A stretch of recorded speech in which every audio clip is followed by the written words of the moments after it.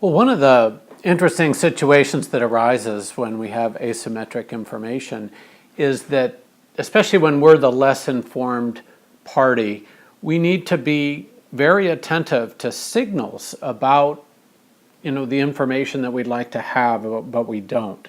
So we have some issues here. One is that because it's often in the interests of the person with the information to deceive you, as the less informed party, we simply can't believe signals that are easy to fake. So back to my earlier example, if someone says, "Oh yeah, I'm transferring to Guam and I'm getting rid of this new car, it's great," well, what's to keep them from lying? It's pretty tough. It's tough to tell whether a person's lying or not. And if we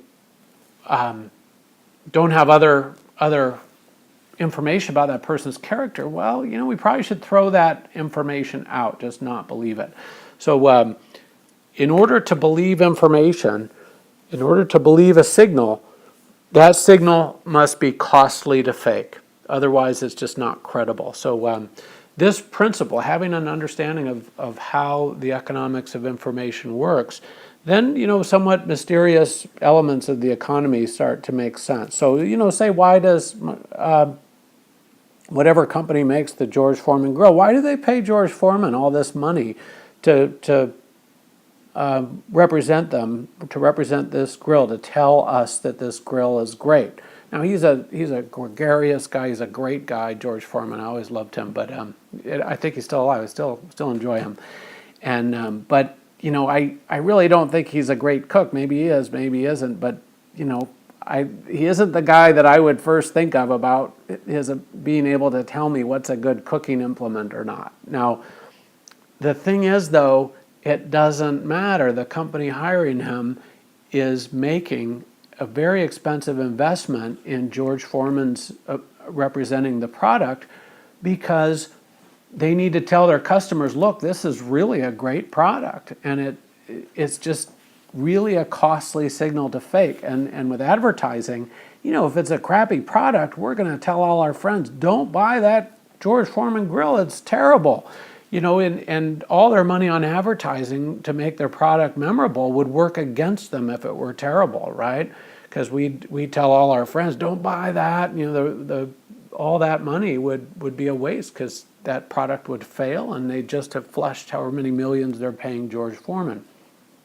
On the other hand, for us as less informed individuals, wow, that company is willing to put millions of dollars to get a memorable representative for their product, and that would only make sense if it were a good product. All right, I'll give it a try. In fact, my mother-in-law, who is a great cook and knows a lot about cooking implements, she swears by the George Foreman grill. I've never used one, but she thinks that it's the best thing since sliced bread. So looks like the company making the product really was onto something.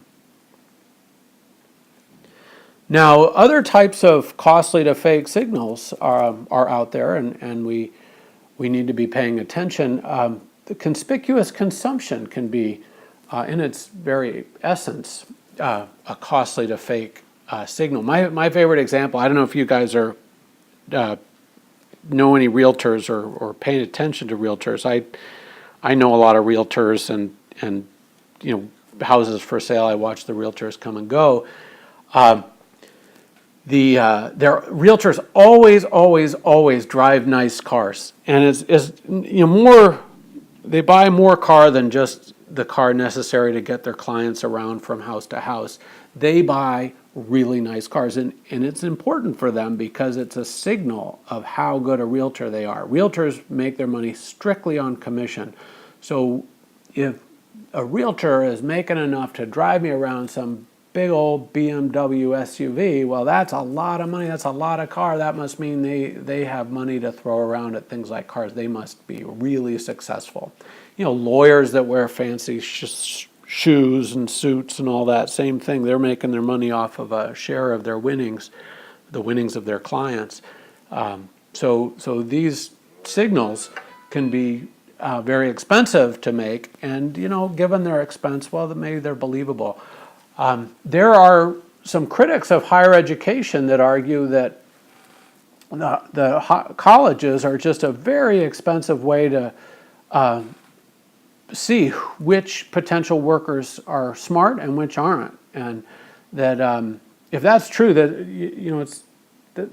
that's a pretty grim finding. That if all this we're doing for 4 years and your parents or your own tuition dollars, all this just to create a filter for companies that are going to teach you what you need to know, that's a really expensive program. And I actually have seen enough students go through that I'm not real sympathetic to this line of criticism, at least if you're majoring in econ.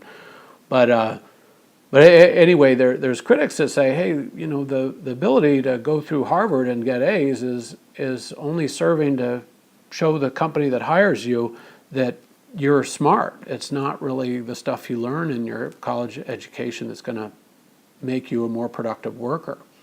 In that case, all the money on education is wasted, or a large portion of it's wasted from the point of view of society. That's a critique out there. It's certainly a very costly to fake signal. You can make it work to your advantage, by the way, if you really are smart.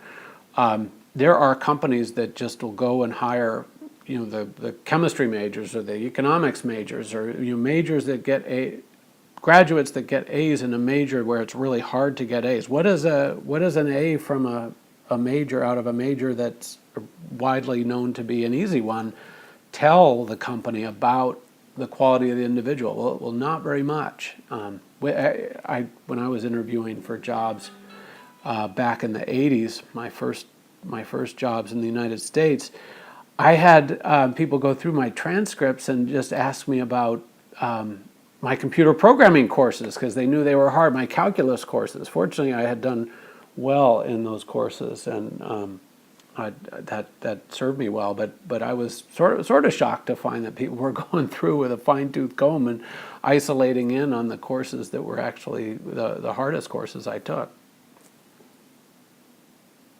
But that made them credible signals of my ability, one would hope. Actually, thinking back, I didn't get those jobs, so maybe they weren't such great signals.